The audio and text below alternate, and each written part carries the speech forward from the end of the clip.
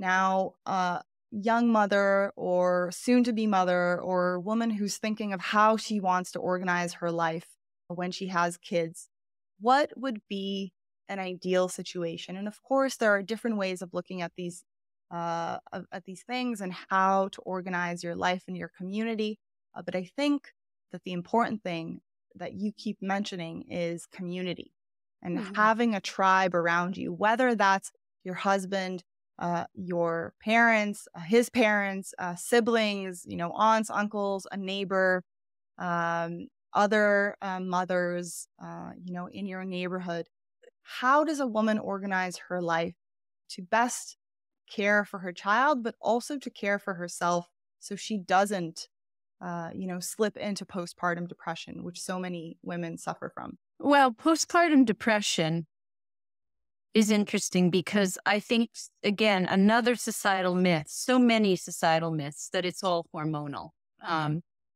The hormones are a catalyst for postpartum depression, but they're not the cause of postpartum depression. The catalyst opens up a door in that young woman to her past experiences of her own mother, to her relationship with her own mother, because becoming a mother, in and of itself connects you deeply with your own experience of your mother and being a child. And so if you had a joyful experience of being a child, if you had a loving, very present mother who loved being a mother, didn't resent it, was as present as possible, then the portal, the door that gets opened up is generally a happy one. You get the baby and you go, oh my God, this is the best thing since the invention of the refrigerator, this is wonderful.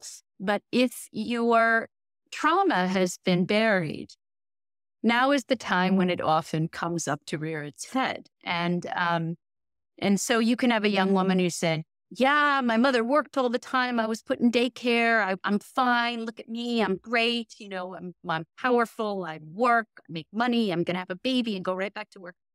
Then they have a baby and that defense breaks down. The denial of years of that trauma, and what they're exposed to is their mother's ambivalence about mothering, their own experience of aloneness and abandonment and absence. And so they break down. That's when you break down. That is one of those vulnerable points. And we don't talk about that because that would imply that we need to reflect on how we're parenting children. So there's another reason, which is that young women feel incredibly conflicted. They feel conflicted about mothering. They feel conflicted about working.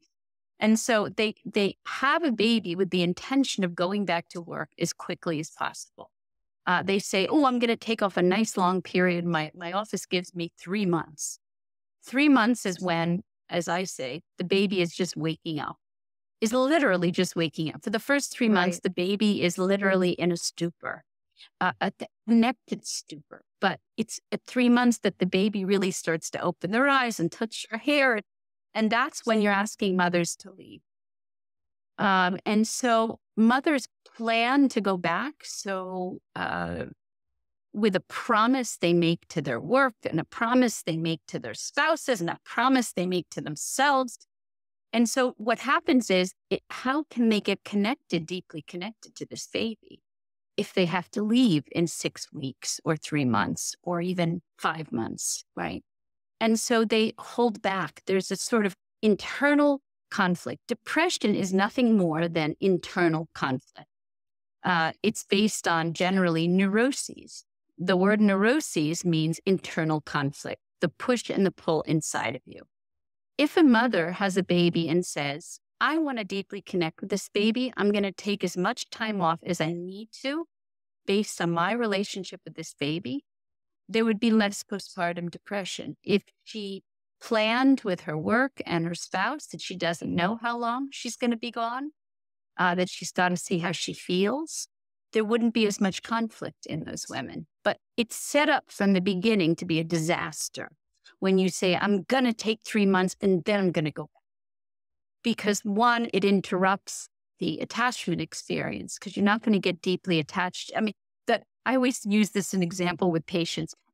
If somebody tells you that, if somebody in college tells you that they're going to go on an abroad program in the spring and it's December, are you going to get attached to that person because they're going to go away and then you're not going to see them for the spring semester and you're not going to see them for the summer and you may not see them till next year and who knows, right? Right, So you right. just say, no, I'm not going to date that person. I'm not going to get Put up a attached. wall. You put up a wall. So why would you get attached to a baby deeply? There are some unconscious defenses that mothers don't realize that they've set up. So the system is all wrong, right? So we don't say to mothers, you may want to stay with that baby. And if you do, you have to make plans to allow yourself to do that. Financial plans, strategize so you don't need the money. Work it out with your work so you take as much time unpaid, because our system is terrible in this country, as much time unpaid as you can. And then say you'll see. You don't know how you're going to feel. Tell your spouse that you want to wait and see to see when you go back to work. And then you want to potentially go back to work part-time. A lot of it is just, I say one of the things that causes the most unhappiness in human beings are unrealistic expectations. And so I would say that postpartum depression also has a lot to do with creating unrealistic expectations of yourself and those circumstances. I think that a lot of women go into this, really with the narrative that they'll get pregnant, they'll get through the pregnancy.